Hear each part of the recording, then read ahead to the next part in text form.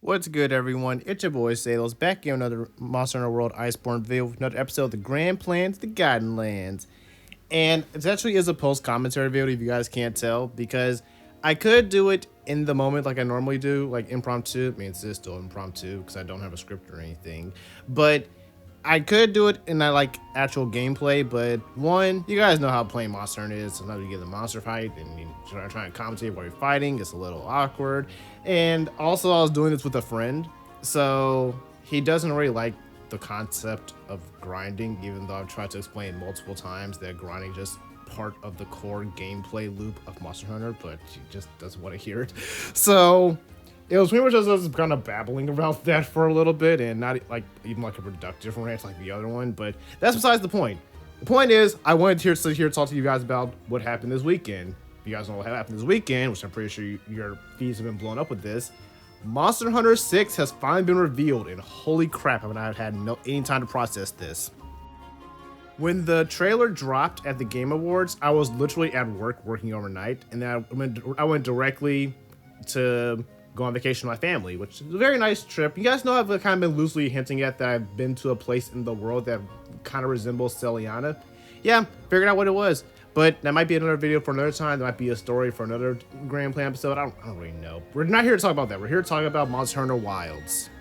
And I'm not going to sit here and try to milk a 1 minute video for 20 minutes. I mean, that's exactly what I'm gonna do. But I'm not gonna sit here and be like, oh my gosh, you guys notice the little small monsters? Like, could be like the return of like, I don't know, like, I don't know, Red Kezu or something. I'm not here to sit here and milk that to you. This is literally just like for the one person who asked, what do I think about Monster Hunter 6 or what do I expect from Monster Hunter Wilds? This is like just my general purpose video that you can just kind of refer me to. I mean, I don't really see myself as a Monster Hunter YouTuber, but I'm very sure a good number of you guys see me as a Monster Hunter YouTuber by now. So this is just that general purpose video. I'm just gonna make blanket slate of what I want to expect from this game. I don't have too many expectations from this game, but what I would like to see from this game, my first impressions, first thoughts, first everything. So just let me straight into it. Gameplay in the background. You guys know how this works. If you guys want to use it like a podcast style, just throw this video on the background, or you can watch the gameplay. I can't remember what happened in this hunt. But without further ado, let's talk about Monster Hunter Wilds. All right. So going based on what we saw, pretty much all we saw was our hunter riding like this Palamute bird thing. And honestly, just talk about that concept alone. Can I just talk about that for a general purpose? Because I feel like with the whole Monster Hunter ever since World has moved to this whole seamless map thing, but the thing is, Monster Hunter hasn't really been truly open world. You know what I mean? Like, it's kind of taken baby steps, but it's kind of been like there's always been a hub world, and from that hub world, you then transfer to other locales. There's always your Poke Village or your Celiana or your Kimura Village, and from there you then go to different biomes. But from it looks like this could be our first true open world game where we start in Celiana and we physically travel to like, I don't know, like the Elder's Recess or something. Like, I think that this might be the first truly open world Monster Hunter game, and I'm not sure how to feel about that, because from a Let's Play perspective, open world games are always just a nightmare for me to play, just putting it lightly, because the thing about open world games, let me tell you something about open world games. I did try to play Xenoblade 3, and Xenoblade 3 is a truly open world game. You start in Colony 9, and you go all the way to Zed's Castle. And you walk from Colony 9 all the way to Zed's Castle, and everything in between you experience. If you can see it on the map, you can go to it. Xenoblade is a truly open world game, and I tried to let's play it, and it's absolutely terrible.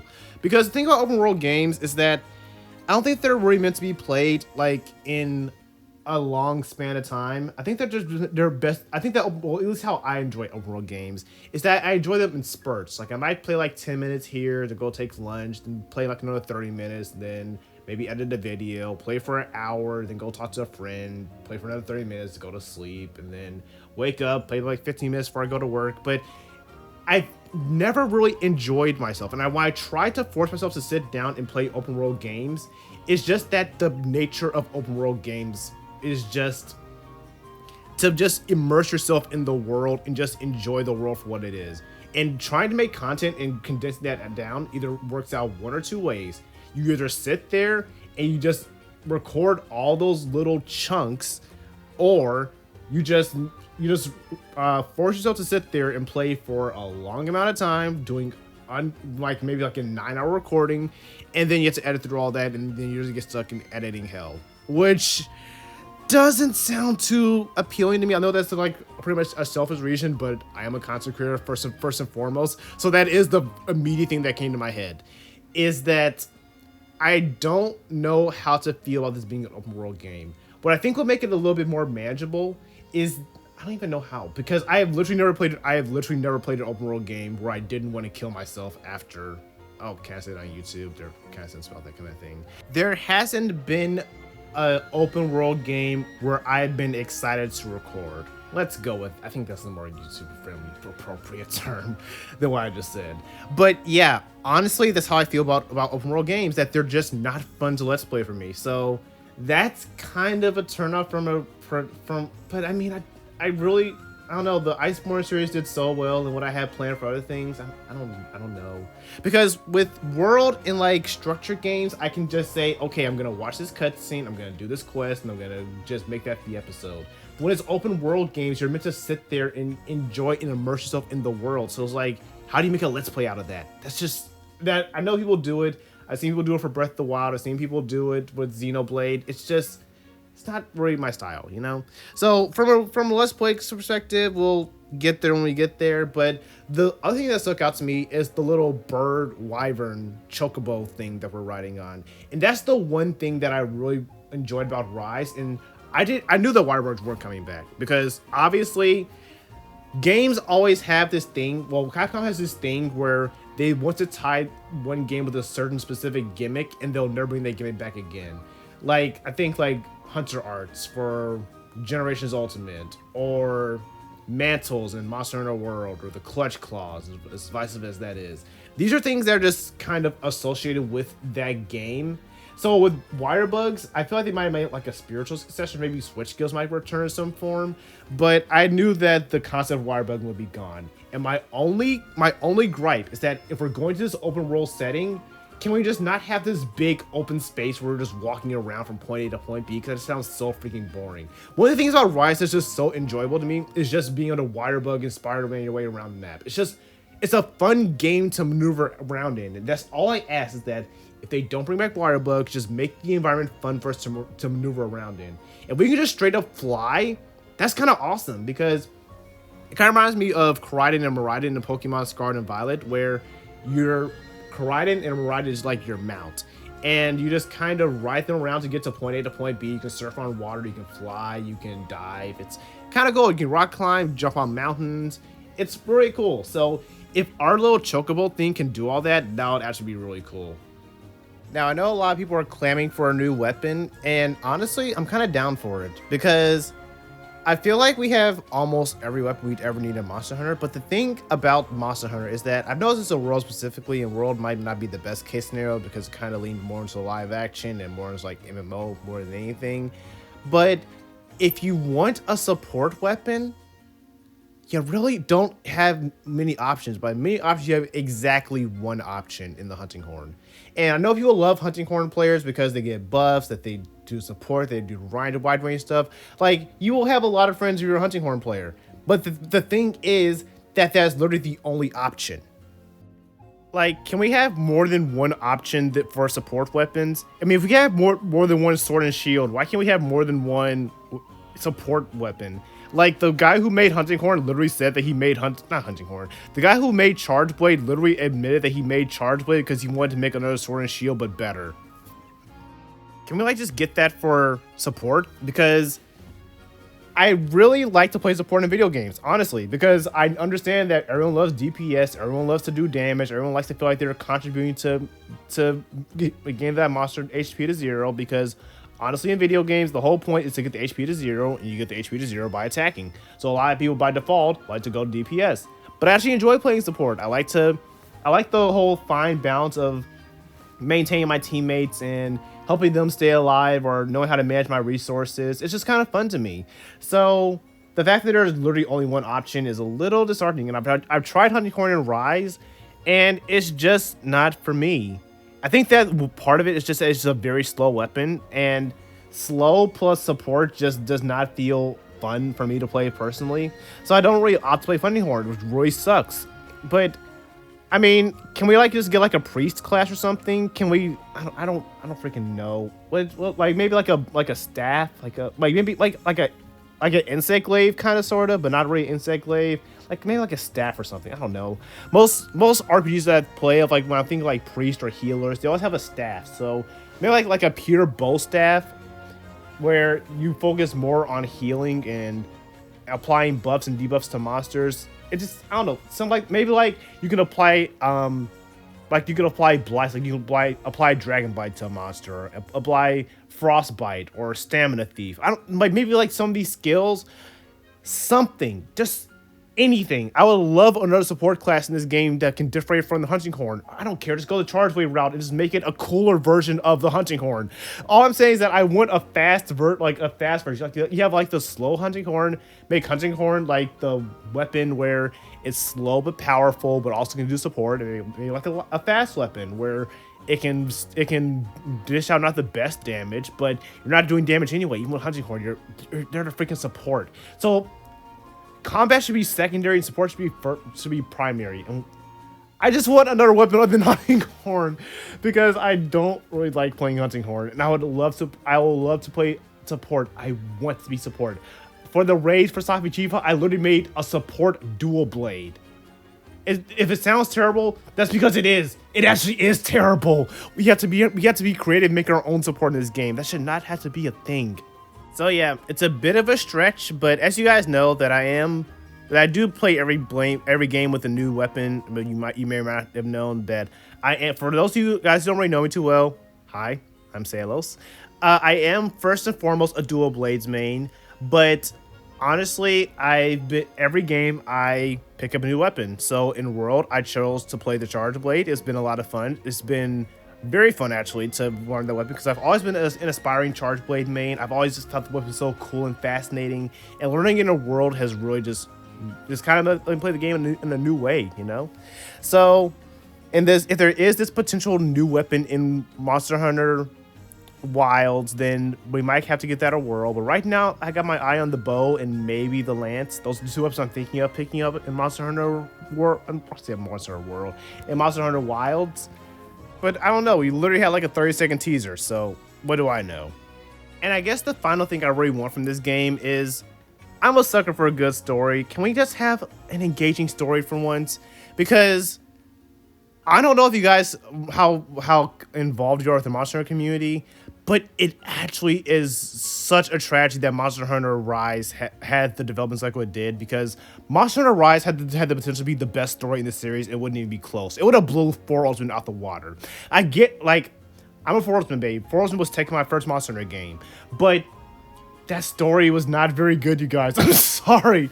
I mean, I get you have a rivalry with the monster and everything is very intimate or whatever, but if that's your standard of peak Monster Hunter, then you guys need to play more video games. I'm sorry about being this blunt, but the story can be so much better. If you guys just know what they had planned for the story of Monster Hunter Rise, they actually released it on like Instagram and Twitter or X files. But yeah, I'm gonna have to read that story to you guys, because the actual story plan for Monster Hunter Rise is actually super interesting. Like, Yamogi, the multi girl who serves you your meals in Komura Village, she's like the princess of this destroyed kingdom that Amatsu has just decimated, and Kagero is like the sole survivor. He was like best friends with the king and the queen, and their dying wish while they stayed back to fight off Amatsu was to protect Yamogi, and that's why that's why Kagero gets so aggravated and just so tilted when he sees Amatsu again. When he says, "I already died once, I won't die again," he's literally referring to the life that Amatsu has stolen from him, that he's found his new world and his new peace in Komura Village. It is such a beautiful story that I wish we got to see unplayed. But if you weren't following those stories and those Twitter or X files that they released on Instagram and all that, you don't know anything. Just this random NPC that has his hate boner for Amatsu, because that's listed nowhere in the game. So I really want this game to have an enticing story, and that's also playing to the first thing that I said. I think if this game has a good story, then it won't make the game that mind gargling to play. It will actually keep me invested and make me want to make a let's play of it. The first point and the third point actually do tie into each other pretty well.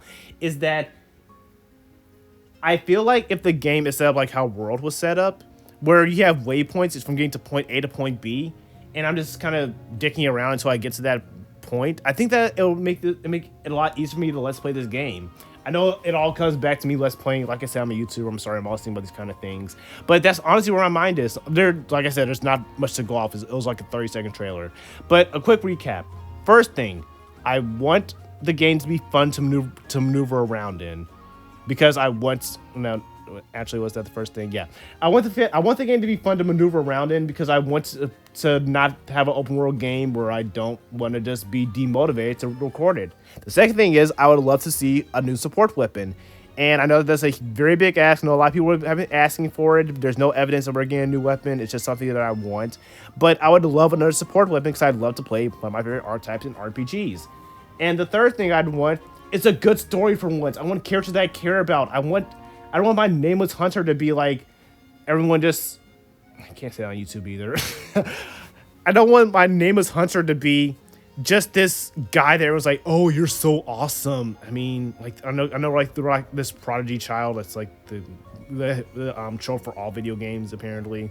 But does that have to be the story for literally everything ever?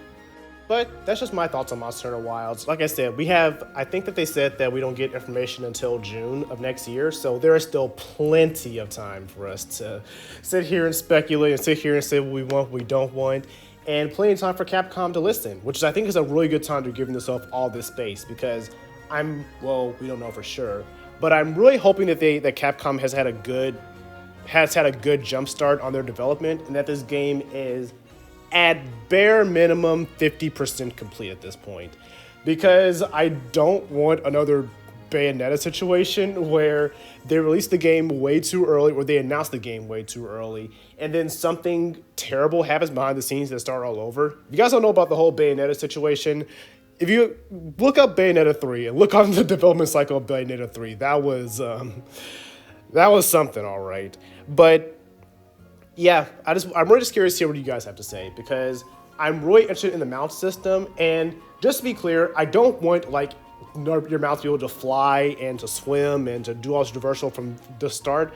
I use Scarlet and Violet as an example because in Scarlet and Violet with Koraidon and Miraidon, you have to unlock those features as the story progresses. So as you get further in the game, Miraidon can then dash. He can increase the movement speed.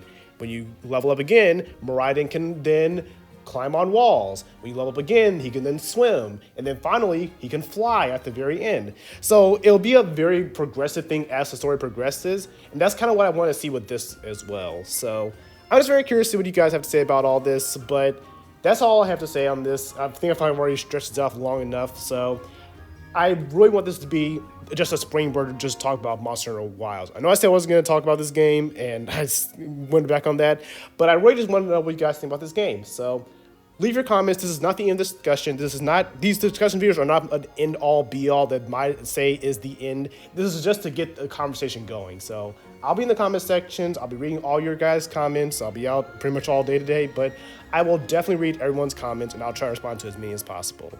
But it's been your boy Salos. I'm about to get up out. Thank you guys so much for watching, and I will catch you guys in the next video. Till then, deuces.